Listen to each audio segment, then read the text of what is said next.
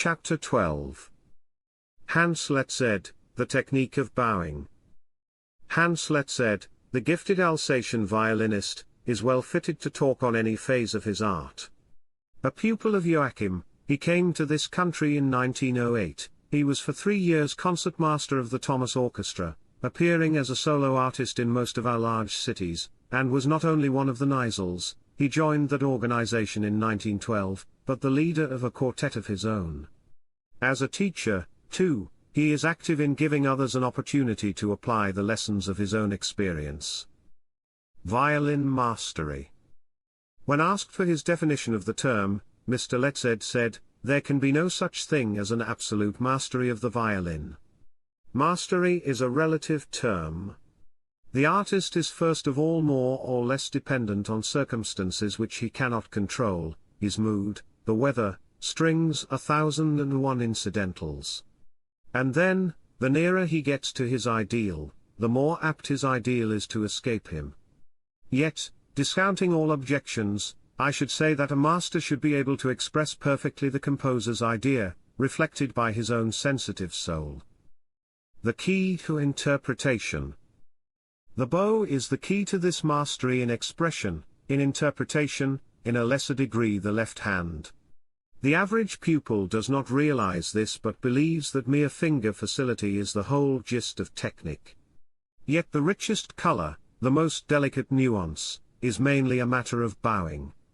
In the left hand, of course, the vibrato gives a certain amount of color effect. The intense, dramatic tone quality of the rapid vibrato is comparable on the violin to the tremulando of the singer. At the same time, the vibrato used to excess is quite as bad as an excessive tremulando in the voice. But control of the bow is the key to the gates of the great field of declamation. It is the means of articulation and accent. It gives character, comprising the entire scale of the emotions. In fact, declamation with the violin bow is very much like declamation in dramatic art. And the attack of the bow on the string should be as incisive as the utterance of the first accented syllable of a spoken word. The bow is emphatically the means of expression, but only the advanced pupil can develop its finer, more delicate expressional possibilities. The technique of bowing. Genius does many things by instinct.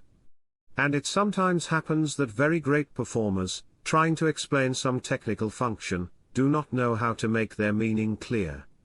With regard to bowing, I remember that Joachim, a master colorist with the bow, used to tell his students to play largely with the wrist.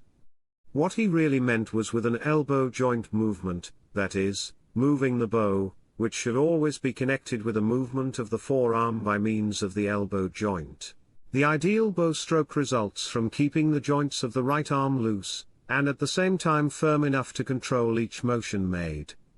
A difficult thing for the student is to learn to draw the bow across the strings at a right angle, the only way to produce a good tone. I find it helps my pupils to tell them not to think of the position of the bow arm while drawing the bow across the strings, but merely to follow with the tips of the fingers of the right hand an imaginary line running at a right angle across the strings.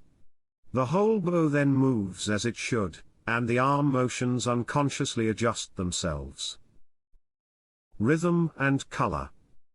Rhythm is the foundation of all music, not rhythm in its metronomic sense, but in the broader sense of proportion. I lay the greatest stress on the development of rhythmic sensibility in the student. Rhythm gives life to every musical phrase. Mr. Letzed had a Brahms quartet open on his music stand. Playing the following passage, he said. Example of music notation. In order to give this phrase its proper rhythmic value, to express it clearly, plastically, there must be a very slight separation between the 16ths and the 8th note following them. This, the bow picked up a trifle from the strings, throws the 16ths into relief. As I have already said, tone color is for the main part controlled by the bow. If I draw the bow above the fingerboard instead of keeping it near the bridge, I have a decided contrast in color. This color contrast may always be established. Playing near the bridge results in a clear and sharp tone, playing near the fingerboard in a veiled and velvety one. Suggestions in teaching. I find that, aside from the personal illustration absolutely necessary when teaching, that an appeal to the pupil's imagination usually bears fruit. In developing tone quality, let us say, I tell the pupil his phrases should have a golden, mellow color, the tonal equivalent of the hues of the sunrise. I vary my pictures according to the circumstances, and the pupil, in most cases, reacts to them. In fast bowings, for instance, I make 3 color distinctions, or rather sound distinctions. There is the color of rain, when a fast bow is pushed gently over the strings, while not allowed to jump, the color of snowflakes produced when the hairs of the bow always touch the strings, and the wood dances, and the color of hail, which seldom occurs in the classics, when in the real characteristic spiccato the whole bow leaves the string. The art and the schools. In reply to another question, Mr. Letzed added, "Great violin playing is great violin playing, irrespective of school or nationality. Of course the Belgians and French have notable elegance, polish, finish in detail. The French lay stress on sensuous beauty of tone. The German temperament is perhaps broader, neglecting sensuous beauty for beauty of idea, developing the scholarly side. Sarasate, the Spaniard, is a unique national figure. The Slavs seem to have a natural gift for the violin, perhaps because of centuries of repression, and are passionately temperamental.